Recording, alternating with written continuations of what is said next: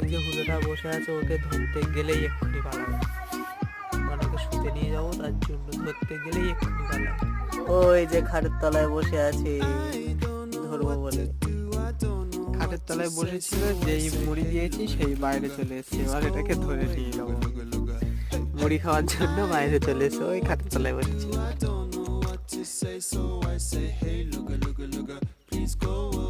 তোমাকে মুড়ি খেতে হবে না, ঠিক আছে?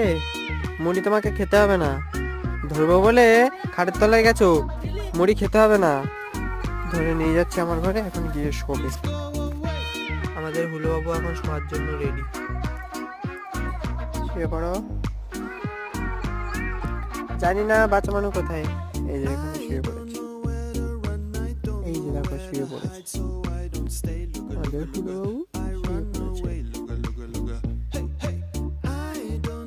বাবু